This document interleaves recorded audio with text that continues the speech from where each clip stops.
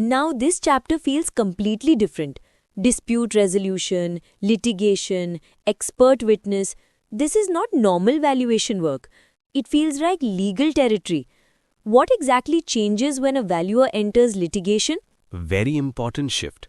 In normal valuation, your report supports decisions. In litigation, your valuation becomes evidence, and you yourself become part of the legal process. It says justification of damages, disputes, tax, acquisition.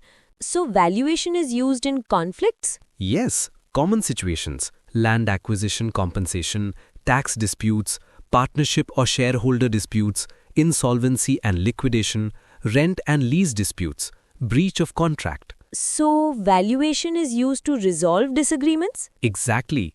It helps quantify value where parties disagree. It mentions adversarial setting. What does that mean? In litigation, two opposing parties, each may have different valuation. Your report is challenged. So your valuation will be questioned? Yes, in detail. That is why strong reasoning, proper documentation, and clear logic are essential. Do we use same approaches? Market, income, cost? Yes, but with more rigor.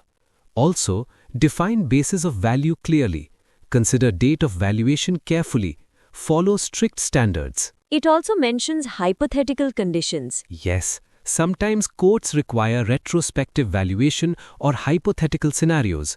All assumptions must be clearly justified. This seems critical. Damages and losses. Yes, core of litigation valuation. You may need to calculate loss of income, loss of opportunity, cost of restoration. So valuation becomes more analytical here? Yes, and often more complex. This section shows multiple scenarios. Correct. You may present best case, worst case, most likely case. Why multiple scenarios? Because courts evaluate different possibilities. Now this is key. Expert witness role. Yes, here valuer becomes independent expert, assists court, not supporting any party. Not supporting client. No, duty is to court, not client. What responsibilities are involved? Present unbiased opinion, explain methodology clearly, answer questions confidently, maintain independence. So credibility is everything. Yes. Report requirements look more strict here. Absolutely. Report must have clear reasoning, full disclosure, supporting evidence, and logical structure. And documentation? Very detailed.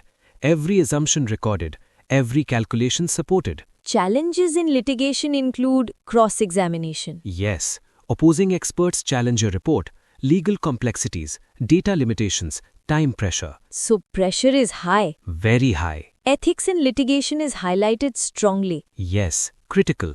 Independence, truthfulness, transparency, confidentiality. So even small bias can damage credibility? Exactly. So litigation valuation is evidence-based, highly scrutinized, requires strong logic and documentation, demands complete independence. Perfect. Now I understand. Here, valuer is not just an analyst, but a professional witness contributing to justice. Yes, this is one of the highest responsibilities in valuation practice.